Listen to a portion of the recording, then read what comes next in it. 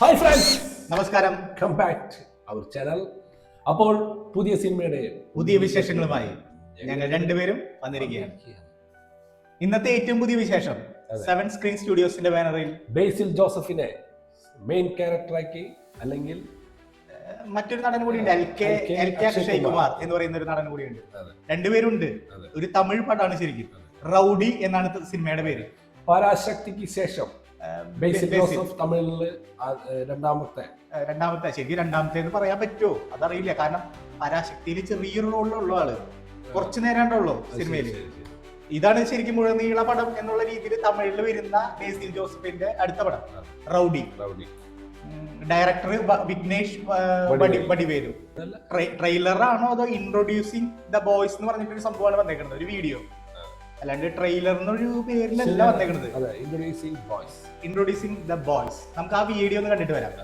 അപ്പൊ നമുക്ക് ആ വീഡിയോനെ കുറിച്ച് പറയാം അല്ലെ. ബേസിൽ ജോസഫിന്റെ ഫസ്റ്റ് അരങ്ങേറ്റം എന്നുള്ള രീതിയിൽ നമുക്ക് ഇത് കാണാം അല്ലെ. വലിയ കാര്യങ്ങളല്ല, ഇത് ചെറിയ ട്രെയിലറാണ്. അപ്പൊ അതിൽ നമുക്ക് കിട്ടുന്ന ചില ഐഡന്റിഫിക്കേഷൻ അത് നമുക്ക് പറയാം.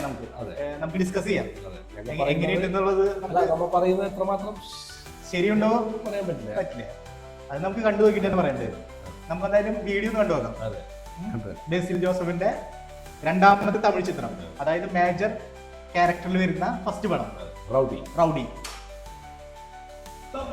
7 സ്ക്രീൻ.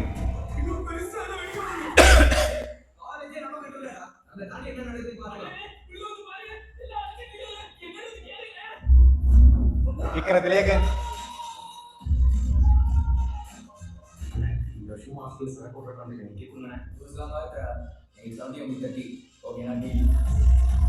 ഇവനാണ് എൽ കെ അക്ഷയ് കുമാർ.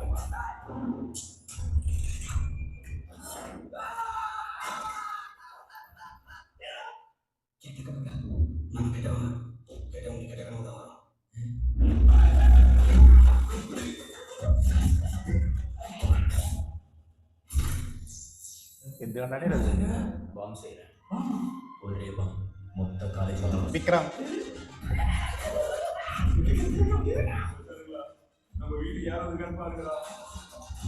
ஆமா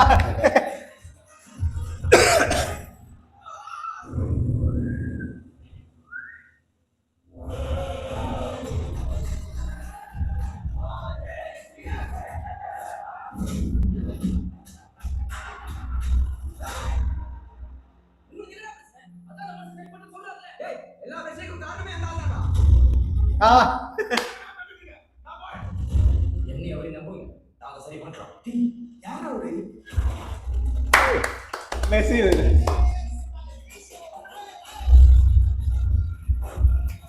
ബേസിൽ ജോസഫ് റൗഡി വിഘ്നേഷ് വടിവേലു.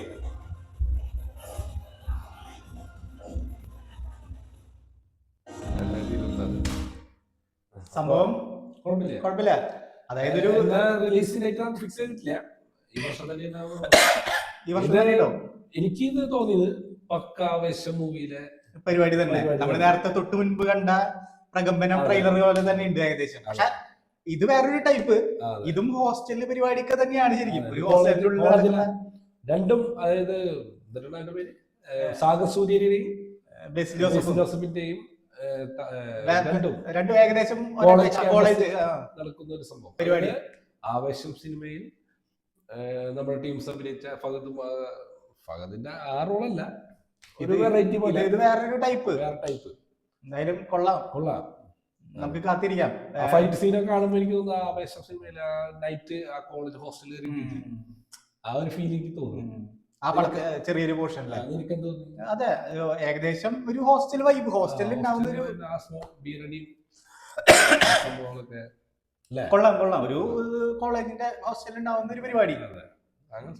അതിന്റെ ഒരു നേതാവ് അല്ലെങ്കിൽ എന്തെങ്കിലുമൊക്കെ വല പിടിച്ചോണ്ട് നടക്കുന്ന ഒരുത്തനാണെന്ന് തോന്നുന്നു ബേസിൽ. അല്ലെങ്കിൽ അവരെ ഒരു ഹെഡ് പോലൊരു പരിപാടി അല്ലേ. വേറെ അങ്ങനെയാണോ തോന്നിയത്? എന്തോ ഒരു പരിപാടി. എന്തായാലും നമുക്ക് നിങ്ങളുടെ അഭിപ്രായം കമന്റ് ബോക്സിൽ എഴുതാൻ മറക്കണ്ട. അപ്പോൾ അടുത്ത വീഡിയോയുമായി വിശേഷങ്ങളുമായി വരുന്നത് വരെ കാത്തിരിക്കുക. ബൈ. ബൈ.